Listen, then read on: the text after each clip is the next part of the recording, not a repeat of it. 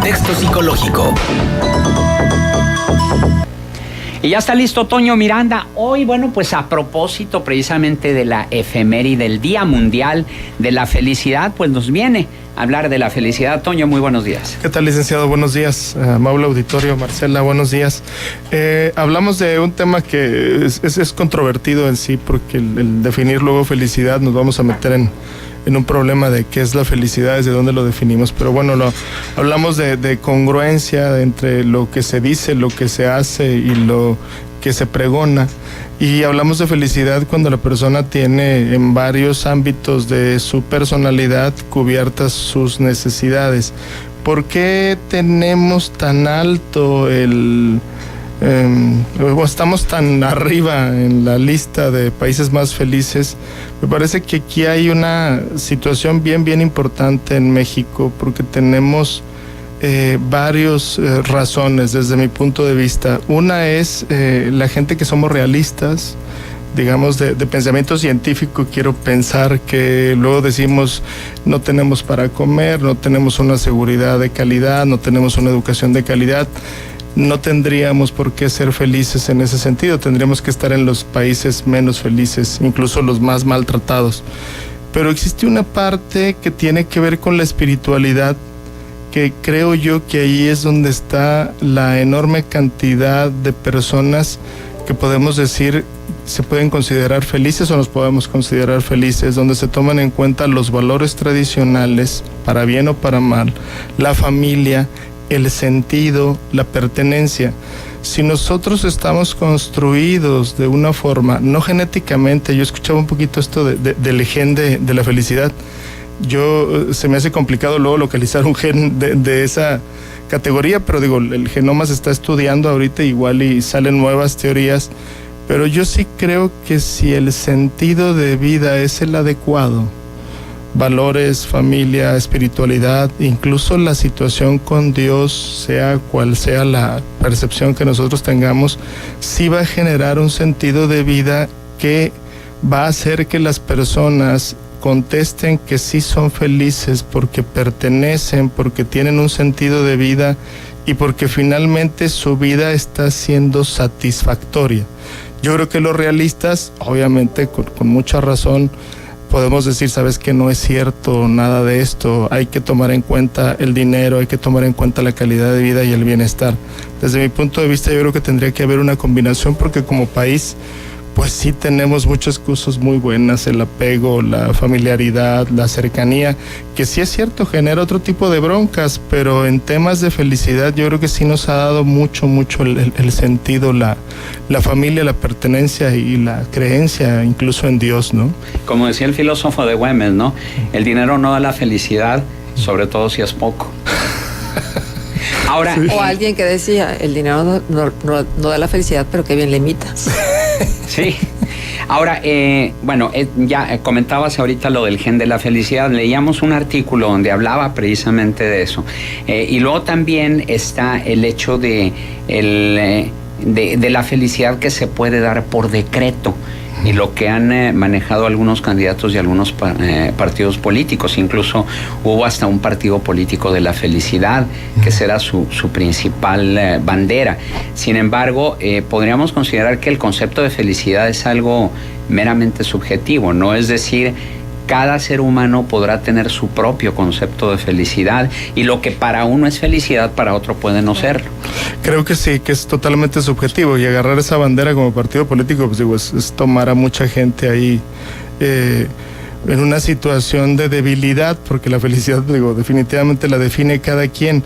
Lo que yo creo que pasa mucho en México es también este esquema de no saber merecer lo que necesitamos para estar completos. Yo espero que la familia, los valores, la cercanía, el apego, los vecinos, los amigos, sí den esa felicidad, el sentido de vida. Pero también creo que tenemos que hacer un trabajo cultural en la cuestión de mentalidad, porque la mentalidad del mexicano sí tiende mucho a decir que hay que ser pobres pero contentos. Yo sí creo que sí hay que buscar un bienestar, y en ese bienestar tenemos que involucrarnos y decir, yo puedo generar ingresos diferentes, no nada más en el dinero, puedo generar relaciones diferentes, puedo vivir de otra forma. Creo yo que si combinamos esos dos factores, ojalá alguna generación lo haga, no sé, en 100 años, 200 años, 300 años, pero poder estar como Finlandia a través de la educación y decir, podemos tener más cosas, podemos tener mejores cosas, podemos trascender como seres humanos, pero sí siento yo que una de las cosas que nos falta mucho como mexicanos en específico es comprometernos con nuestra propia felicidad.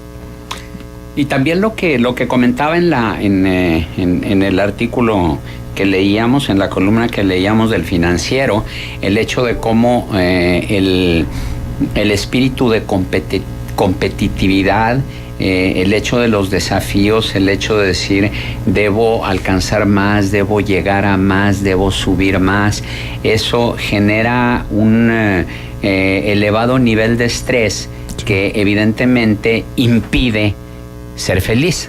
Sí, el asunto es el sentido que le demos. Si nosotros vamos a ir a la competitividad, el reto puede ser nuestro esquema de felicidad, nos puede dar ese sentido, pero nos tiene que quedar bien claro que esa es nuestra línea.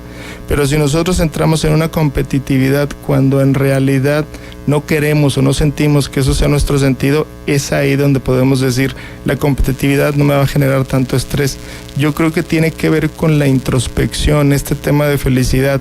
Tendríamos que ir hasta el fondo, saber qué es lo que estamos necesitando y ser muy conscientes de cuál es el esquema de felicidad. Si yo creo que la felicidad está en los valores, en la familia, qué bueno, pero si yo te digo, también puedes tener una casita mejor, puedes tener un mejor gobierno, puedes tener una mejor ciudad, creo que el concepto de felicidad cambiaría, y siento que ahí la parte de la negación de la población mexicana sí se nos da mucho. O sea, esto de negar y decir, lo confundimos con resiliencia. Esto no es resiliencia. La resiliencia, tienes que ser consciente de lo que te está pasando. Negación es, no le hago caso a lo que me está pasando. Entonces, si tú eres resiliente, vas a decir, sí soy, porque me queda claro lo que me está pasando. Y ahí está también precisamente lo subjetivo del concepto de la felicidad, porque hay quien se estresa, y se estresa negativamente, me refiero, ante una cuestión de competencia, y obviamente pues el que lleva las de perder en esa competencia se va a estresar y va a tener más limitaciones para ser feliz, pero el que va ganando en esa competencia y el que está mentalizado para ser competente y para ser ganador y para ser de los primeros, pues paradójicamente esa competitividad a él sí le da felicidad. Hay un comentario de Delfino, dice, yo pienso que a lo mejor puede haber confusión con la felicidad y el conformismo. No quiere buscar más adelante lo que pueden encontrar, se conforman con lo que dicen.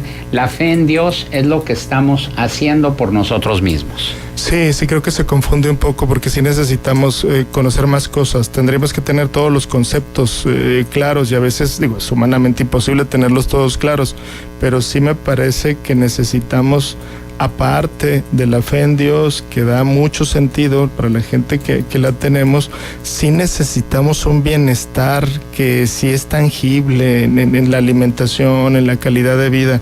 Yo creo que no se puede ser feliz si eso está de lado. Yo creo que más bien compensamos, estamos tan cargados de espiritualidad, en algunas veces fanatismo, que nos hace sentir llenos y decir que Dios proveerá y que Dios me dará esto.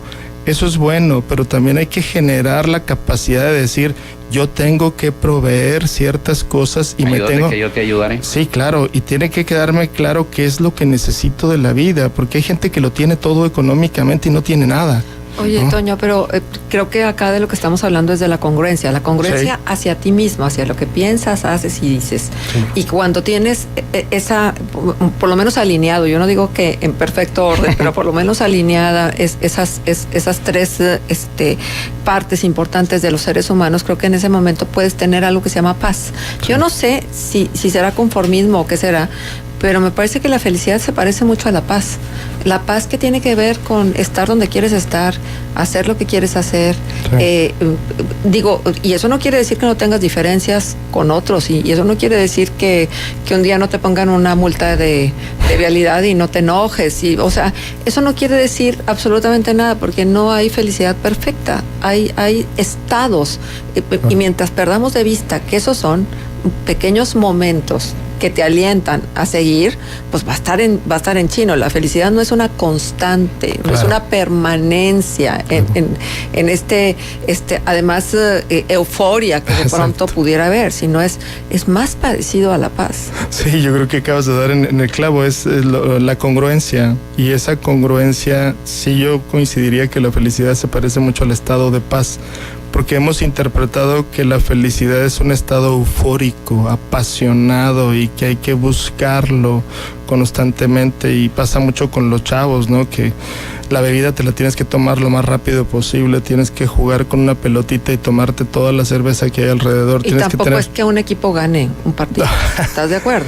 Bueno, digo, yo que soy santista de corazón te pudiera decir que sí colabora mucho cuando tienes a tu equipo de super... No, es un ratito, pero... Es un ratito, eso no te va a dar felicidad a ti claro. en función de todas tus horas que pasas sin el partido de fútbol. Depende si le das sentido. Yo te pudiera platicar aquí de mi ejemplo. Para mí, el hecho de ir a ver el fútbol y ver que mi hijo se levante y aplauda y grite, me da más felicidad compartir ese momento. Entonces el santo se ha vuelto como una parte de nosotros, ¿no? Pero además es lo que se comentaba hace unos momentos, o sea, la felicidad no es un estado permanente, son momentos. Claro. Y el hecho de que veas a tu equipo ganar te da un momento de felicidad. Pero de eso no puede depender tu bienestar. No, claro, por supuesto que no. No, es que no puedes poner todos los huevos en una canasta. Bueno, o sea, pues así como eso. Hay gente que se deprime y llora y está de mal humor todo el santo día porque perdió su equipo, o póngale usted cualquier actividad que le apasione y que sea para usted lo más importante. Pero ahí hay un desequilibrio, defininesamente. Sí, el hecho de poner todos los huevos en una sola canasta para la felicidad, ¿no? El problema es que mucha gente sí la pone, ¿no? Sí. Yo me pongo a pensar ahorita en la gente del Atlas, pobre gente, ¿verdad? Digo, si su felicidad la centran en eso, pues tienen años de infelicidad, igual que Cruz Azul. Bueno, que es el que más nos acordamos, pero sí, yo creo que es momento, y nada más la felicidad hay que buscarla en un viaje interior, que no nos tiene que decir la mercadotecnia lo que es la felicidad, nos tiene que decir nuestro propio ser. Es que ni siquiera tenemos una definición personal de felicidad. Es que no sabemos ni qué buscamos. Exacto. Por eso todo nos parece rico, ¿no? Y todo nos parece maravilloso. Exacto. Y esa es una polaridad que sí tenemos los mexicanos, o los que están muy, muy, muy enojados, o los que están muy, muy, muy felices, los que están muy, muy cómodos, o los que están incómodos. El día que podamos juntar esa polarización, como diría Melanie Klein, que pudiéramos integrar esa personalidad, seremos un país de primer nivel. Pero yo creo que mucho de lo que nos pasa como país sí afecta a tu estado de ánimo. Sí. Yo no digo, o sea, que sea la responsabilidad, porque eso de la transferencia de la responsabilidad se nos da de una manera naturalita. Y sí, yo creo que habría que buscar el gen de la transferencia de la responsabilidad de los mexicanos, ¿no? Nunca somos responsables de lo que hacemos, ni de lo que dejamos de hacer, ni de lo que faltamos, de nada. O sea, siempre hay una justificación, ¿no? Se me hace que es el gen de las novelas, ¿no? Siempre de la victimización. Pero hay una justificación, independientemente si eres víctima o no. No, es que no lo hice por esto y por esto. Es que llegué tarde por esto y por esto y por esto. Es que no rendí por esto y por esto y por esto. O estar suponiendo, que eso es lo peor del caso, que sí estás haciendo bien las cosas. Dijo, eso es lo peor. Que eso es el autoengaño, que yo creo que aquí hay mucho en México de eso, el autoengaño. Sí, creer que lo que se está haciendo es felicidad, y creer que lo que se está haciendo es bien, y que todo el mundo tiene la culpa. Digo, eso lo vemos mucho en los políticos, que le echan la culpa a la gente cuando en realidad son sus propias decisiones, que ya cae en el cinismo, desde luego. Pero sí estoy de acuerdo en esto que dices, sí tenemos que responsabilizarnos. Es que si yo pondría una palabra después de felicidad, sería responsabilidad. O sea, felicidad implica responsabilidad. Cuando la gente dice que es feliz porque tiene a Dios cerca, felicidades. Pero yo le diría, sería muy padre también que estuviera en un país como Finlandia. Imagínese la felicidad que tendría. O sea, sería mucho más completa, que por el que votes verdaderamente quede. Sí, ya lo que iba en el anterior comentario que me perdí es que este ambiente crispado en poco favorece el que tú sientas ese contacto con la felicidad, por lo menos de manera más constante, más permanente o más plena. Yo sí creo que este ambiente crispado, polarizado, de rabia, de mucho enojo hacia mucho del quehacer político, nos afecta en nuestra vida personal y nos roba paz, y al robarnos paz nos quita felicidad, si entendemos la paz como parte de la felicidad. Es que vas hacia el otro lado, haz de cuenta que estás diciendo que la felicidad es desquitarte, ¿no? Y ese es el ambiente crispado, es desquítate, gánales, friégatelos. Entonces tenemos una idea de que el rencor, el resentimiento y la desunión es una manera de felicidad, y es una manera de placer casi esquizofrénico, de decir que fregando al otro uno va a ser feliz. Entonces ese ambiente sí hay mucho en México, de decir yo tengo que demostrarle al otro, o fregándome al otro yo voy a ser feliz. Es lo más peligroso. Yo creo que tenemos unos 20 años en esta dinámica y no parece que salgamos de ella, ¿no? Ajá, nos dice acá un WhatsApp: hay ocasiones que pienso que la felicidad no existe de tantas cosas malas que pasan. Lo puede tomar así, nada más que es una decisión, finalmente, ¿no? Sí, pero así como también la felicidad se compone de momentos, la infelicidad también son momentos. Es decir, el hecho de que te enerves por un acto de corrupción, pues en ese momento te genera esa adrenalina, ese coraje, esa rabia en contra de los corruptos, en contra de la violencia, de la inseguridad, de los asesinatos, de la delincuencia organizada, todo eso. Sí, pero entonces estaríamos armando un rompecabezas, ¿no?, del día. ¿Cuáles son los momentos en que fuiste feliz, los momentos en que fuiste infeliz, los momentos en que fuiste congruente, en que tuviste calma, en que no tuviste calma? Y hacer un balance de todos esos momentos y saber cuál es el que pesa más. El problema es que si le abres a la llave del agua y no te sale agua en todo el día vas a estar mortificado, ¿no? Sí, somos infelices en esa parte, y ahí es donde creo que está lo peligroso, porque el tejido social se rompe. Claro. O sea, termina aislando y diciendo vamos a vivir felices en nuestra casa, pero no cooperamos, porque lo que generamos afuera es mucha impotencia, y esa impotencia es la que sientes tú, que no puedes hacer nada por cambiar la situación social. Bien, Teresa Martínez dice: felicidades al colaborador, me encantan sus rollos sobre la felicidad. Toño, ¿algún punto sobre la felicidad solo existe para los políticos corruptos. No se crea. Imagínese usted lo que significa, Juan Antonio. Digo, yo no sé cómo le harán, pero un mínimo de conciencia sí que deben de tener. Por lo menos de que en algún momento los cachen, que en algún momento les sienten responsabilidades, etcétera. Digo, tampoco debe ser muy bonito. Es una personalidad psicopática. El cinismo es el que privilegia, ¿no? Punto de contacto. Sí, como el teléfono es 204-7113.